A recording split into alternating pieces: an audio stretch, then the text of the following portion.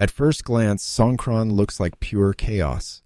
A grandmother laughs behind swimming goggles. A businessman in a soaked floral shirt fires a neon water gun at strangers. Pickup trucks crawl through the streets with barrels of ice water in the back. Entire roads turn into moving rivers of music, shouting, and spray. But that image, the one the world remembers, is only the surface. Because the biggest water fight on Earth began as something far more delicate.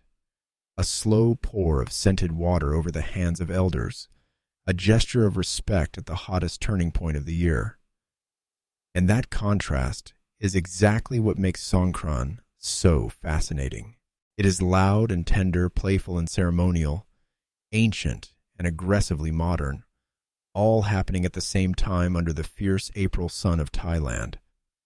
By 26, Songkran is no longer just a national holiday that travelers stumble into. It is one of Thailand's most recognizable cultural events, celebrated across the country and watched by the world. In Bangkok, the spectacle stretches from major park festivals to packed splash zones on famous roads. In Chiang Mai, the old city moat becomes a moving ring of water and sound. In beach towns, historic cities, neighborhood temples, markets, and village streets, the same festival changes shape without losing its core identity. Visually, it is unforgettable. Gold temple roofs catching the light of early morning, jasmine garlands hanging beside plastic water cannons, monks collecting alms before the streets erupt, DJs testing speakers while families prepare food, and crowds dressed in loud flower print shirts that have become almost a uniform of joyful surrender. The story of Songkran goes back much further than the modern image of hoses and waterproof phone pouches. According to widely accepted historical understanding, the word Songkran comes from the Sanskrit term Sankranti, referring to the sun's movement into a new zodiac position. In the Thai tradition, this turning point was linked to the sun entering Aries and marked the transition into the traditional New Year. The timing mattered. Mid-April comes after the rice harvest, and during one of the hottest periods of the year, a moment when the agricultural cycle, the climate, and the calendar all seem to agree that one chapter had ended and another should begin. But the real story begins here. What started as a calendrical and seasonal transition gradually became one of the most emotionally important festivals in Thai life. Over centuries, Songkran developed through layers of court culture, village practice, family ritual, regional custom, and public celebration. Some historians point to older South and Southeast Asian Solar New Year traditions as part of its deeper background, while Thai communities gave the festival its own distinct form over time. It was never only about one thing. It carried ideas of renewal, respect for age, reunion after work cycles, and symbolic cleansing at the start of a new year. Later, as Thailand modernized and the official legal New Year shifted away from April to January, in the 20th century, Songkran did not disappear. If anything, it became more emotionally concentrated. The state calendar changed, but the cultural calendar held its ground. People still felt that April carried a kind of reset that January alone could not replace. That is why Songkran is celebrated with such intensity. On one level, it marks a traditional new year. On another, it expresses a very human desire to wash away the weight of the previous year and begin again with cleaner relationships, cleaner homes, and cleaner luck. Historically, water symbolized refreshment, cleansing, and goodwill. In many communities, people gently poured fragrant water onto Buddha images and onto the hands of parents or grandparents. For families, it was a time to return home, to apologize, to reconnect, to show respect, and to acknowledge the people who hold the household together. For younger participants, it could mean release and joy. For older generations, continuity. And somewhere between those two energies, the festival found its enduring power. Who celebrates Songkran? Almost everyone, but not in the same way. Families celebrated in homes and temples. Neighborhood groups organized street events.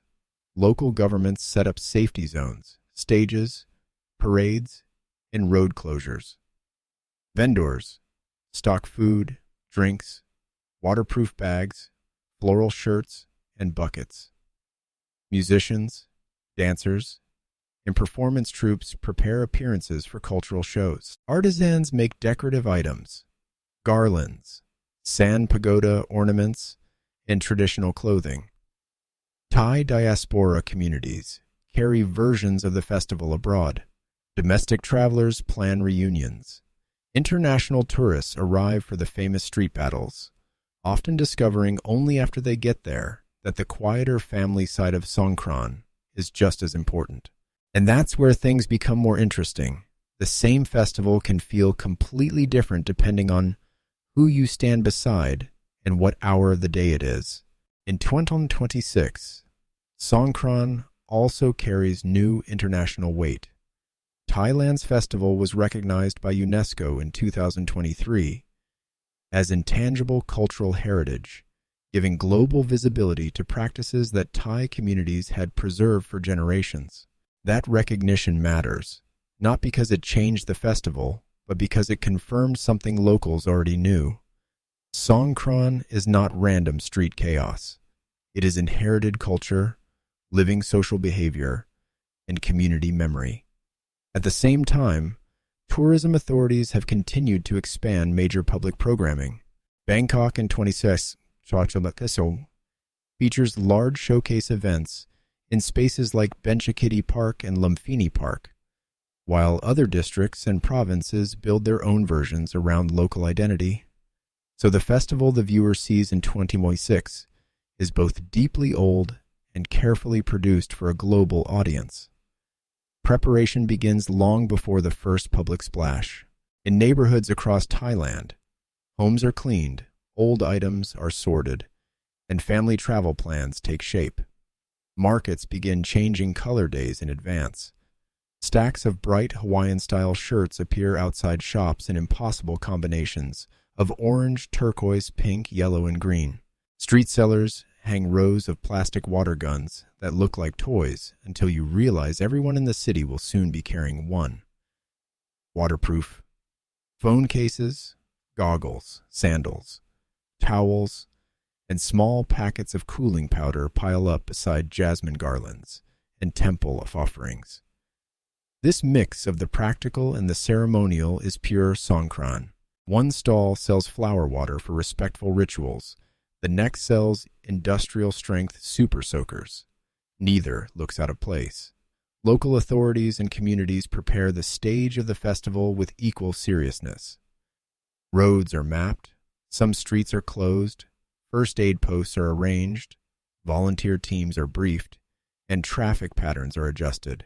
In Bangkok's big celebration zones, sound systems are tested, lighting rigs are assembled, parade routes are reviewed, and cultural demonstration areas are marked out.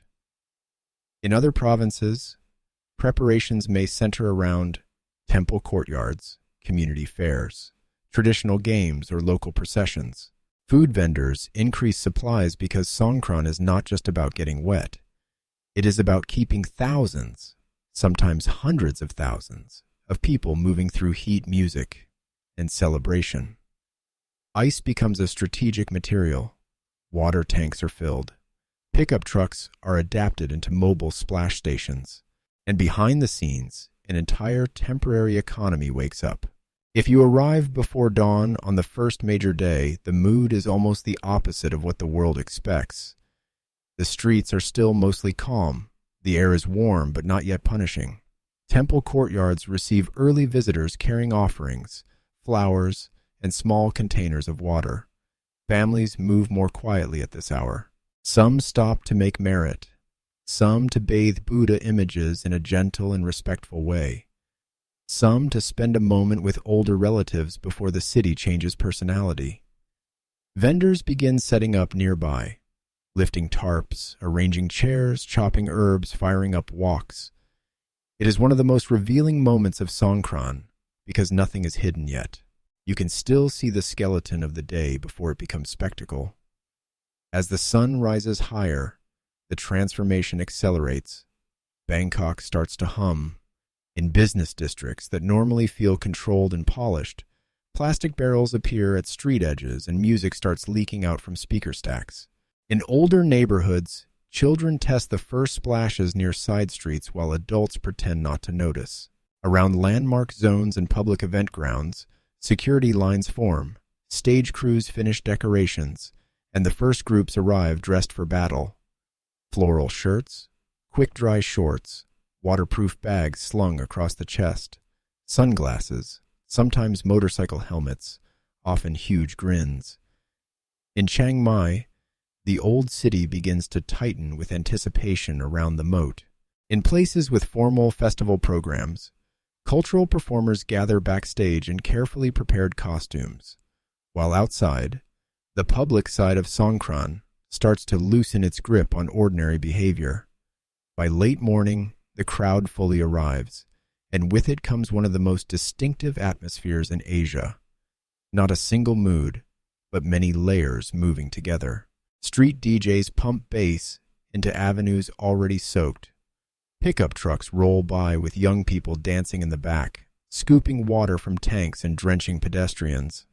Elderly women sit beneath shade tents selling drinks with the calm expression of people who have seen this happen for decades.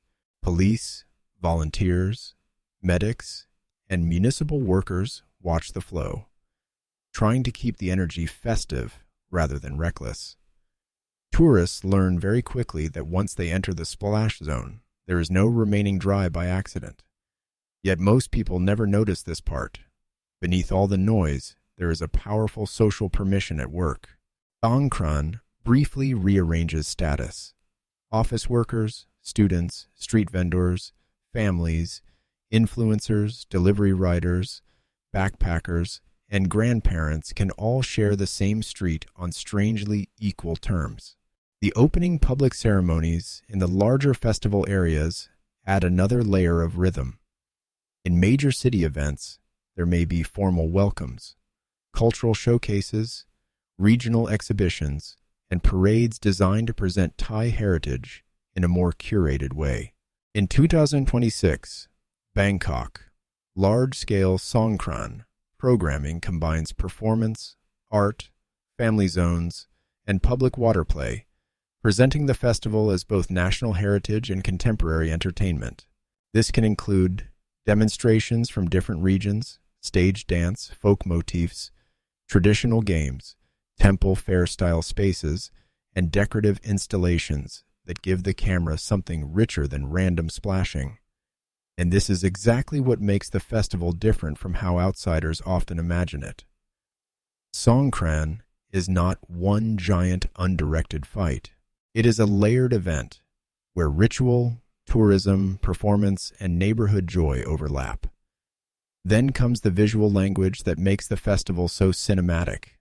The floral shirts are the first thing the eye catches, but they are only the beginning. You see silk and cotton textures in cultural performances, patterned sarongs, embroidered details, sashes, polished jewelry, and headdresses in formal shows. You see marigold yellow, orchid purple, lotus pink, and jasmine white used in offerings and decoration. You see silver bowls filled with scented water beside cheap plastic buckets from convenience stores. You see temple flags and city banners hanging above streets that by noon are running with water. You see small altars, carved floats, public art pieces, umbrellas, hand-painted signs, stage lights, and the reflective shimmer of wet asphalt under brutal daylight. Documentary cameras love Songkran because it contains both macro scale and tiny detail in the same frame. Music shapes the movement of the day. Traditional instruments and ceremonial sounds may appear in processions or temple-adjacent events, while modern stages drive the public energy with pop, dance tracks, MCs, and bass-heavy mixes built for heat and motion. In some areas, you hear drums and traditional melodies. In others, it feels like a street festival colliding with a summer concert. The contrast is sharp but somehow natural. Food does the same thing. At stalls, you find grilled meats smoking over charcoal, skewers turning in rows, green papaya salad pounded to order, sticky rice, noodles, tropical fruit, iced drinks, coconut ice cream, fried snacks, and the endless necessity of bottled water. The smell of grilled chicken, garlic, chili, and sweet drinks hangs above streets where no one stays dry for more than a minute. Even the food scene becomes part of the retention of the festival, because moments of stillness happen between the splashes, and those pauses matter. Around midday, the main public experience reaches full force. This is the Songkran, the title promises, the world's biggest water fight in full motion. In Bangkok's famous splash corridors, there are stretches where it becomes impossible to walk 5 meters without being blasted from 3 directions. Some people use water guns with comic seriousness, stalking strangers through the crowd. Others rely on buckets, hoses, or whatever can throw water faster. Music trucks become moving epicenters of chaos. Laughter mixes with shrieks as ice water lands on sunburned shoulders. Steam rises from hot roads while water pours from overhead, sideways, behind, and out of nowhere. Yet the real story is not just scale. It is choreography without choreography. Tens of thousands of people produce a strange social dance, dodging, returning fire, posing for cameras, surrendering, reloading, repeating. In Chiang Mai, the mood can feel even more immersive because of the historic setting. The old city moat, old gates, and dense street life create a circular theater where the festival seems to wrap around itself. People draw water from the moat area, trucks loop the perimeter, and the architecture gives the spectacle a sense of enclosure that intensifies everything. In other parts of Thailand, Songkran takes on different local accents. Historic cities may emphasize processions and heritage settings. Beach towns add a different tourism rhythm. Some provinces extend celebrations beyond the official 3-day calendar, proving that Songkran is not a single event, but a family of related experiences spread across a nation. What unites them is not identical programming. It is the shared feeling that April is a time when normal boundaries loosen and community becomes visible in public space. But hidden inside the loudest moment is one of Songkran's most overlooked truths. The water battle that now dominates social media grew out of a much gentler custom. Traditionally, people use small bowls of scented water, sometimes infused with flowers, to lightly pour over the hands of elders or over revered images as a sign of respect and renewal. Over time, public celebration expanded, urban streets became stages, and play took over. Commercial products, tourism, and youth culture amplified that shift. The result is not a betrayal of tradition, so much as an explosion of one symbol into multiple meanings. That is why you can watch a respectful family ceremony in the morning and a full-scale urban water war in the afternoon, without either one canceling the other. There are other details ordinary viewers often miss. In some communities, people build sand pagodas in temple grounds, decorating them with flags and flowers. One common explanation is that the sand symbolically returns grains of earth carried away on people's feet throughout the year. Whether taken literally or not, the image is striking. Tiny sculpted towers rising in temple courtyards, while outside the city dissolves into spray and noise. Another lesser-known fact is that Songkran arrives during one of Thailand's hottest periods. The water is not only symbolic, it is physically welcome. And by 20, the festival also carries visible traces of modern management. Safety campaigns, designated event spaces, organized cultural zones, and attempts to balance celebration with crowd control in an era when a local New Year also functions as a massive international attraction. By late afternoon, fatigue begins to appear, but so does a different kind of beauty. The harsh white light of midday starts to soften. Clothes cling heavier. Roads glisten. People who have been laughing for hours lean against barriers, eating fruit or noodles, watching others continue the fight. Parents guide tired children away from the loudest zones. Stage programs shift tone. In some areas, processions or cultural performances become easier to watch as the sun lowers. In Bangkok's park events, the wider festival grounds begin to feel more like a public fair than a battlefront. In temple neighborhoods, evening routines begin to return, and that change in light is crucial. Songkran is not one endless note. It breathes. It peaks, then reveals another side of itself. At sunset, the festival becomes almost cinematic in a different register. Golden light catches droplets still hanging in the air.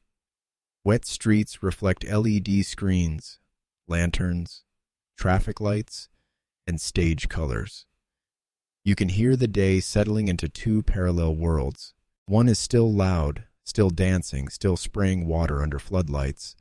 The other is slower, families gathering for dinner, temple grounds quieting, vendors counting cash, workers dragging hoses across pavement, performers removing elaborate costumes backstage. If there is a parade, a final show, or a night display, it feels less like an explosion and more like a release. The city that spent the day attacking itself with water now begins to look strangely peaceful, as if the noise washed something out of it. And then night reveals what Songkran means to Thailand now. This is not only a festival of memory, it is also infrastructure, livelihood, branding, identity, and soft power. In 2026, tourism projections around the main Songkran period point to tens of billions of baht moving through the economy, supported by domestic travel, international arrivals, hotels, restaurants, transport, event crews, street vendors, artists, and local businesses. But the modern relevance goes deeper than revenue. Songkran gives communities a reason to reintroduce local traditions to younger generations in a form they will actually engage with. It allows regional identity to be displayed rather than archived. It creates seasonal work. It invites cultural performance into public life. And because it is joyful, it survives. Heritage that people only observe from a distance often weakens. Heritage that people enter with their whole body stays alive. The younger generation matters enormously. Teenagers and young adults may arrive for the water fight, the music, the photos, the social energy, the sheer thrill of public release. But they also absorb the festival's deeper architecture almost by accident. They go home to see grandparents. They hear older relatives explain customs. They pass temple grounds, regional dances, handmade decorations, and public ceremonies, even if they never plan to study them. Songkran teaches through participation. That is one reason it continues to matter. It does not ask people to separate fun from tradition with a hard line. It lets those things meet. For a modern society negotiating speed, urban pressure, global tourism, and digital distraction, that flexibility is a form of resilience. There is also something emotionally honest about Songkran that explains why it keeps viewers watching and participants returning. It understands that renewal is not only quiet. Sometimes renewal is messy, public, and physical. Sometimes it looks like apology. Sometimes it looks like a family meal. Sometimes it looks like a child attacking a stranger with a plastic water cannon while both of them collapse laughing in the street. The festival gives space to all of that. It honors elders without freezing the culture in the past. It welcomes tourists without surrendering its local roots. It becomes a global spectacle without losing the domestic truth at its center. People want a moment each year when the heat breaks, the old year loosens its grip, and everyone gets permission to begin again. So when people call Songkran the world's biggest water fight, they are not wrong. But they are only describing the loudest layer. The deeper reality is a national ritual of transition, disguised as a street battle. It is a festival where the soft pour of scented water and the blast of a high-pressure hose somehow belong to the same story. In 2026, under Bangkok lights, beside temple walls, around Chiang Mai's moat, through markets, parks, and neighborhood lanes, Songkran continues to do what only the strongest festivals can do. It turns history into atmosphere, belief into behavior, climate into celebration, and a calendar date into a feeling people carry long after the streets dry. And when the last music fades, the last bucket empties, and the city finally exhales, what remains is not just the memory of getting soaked. It is the feeling that for a brief moment, an entire country stepped into the new year together.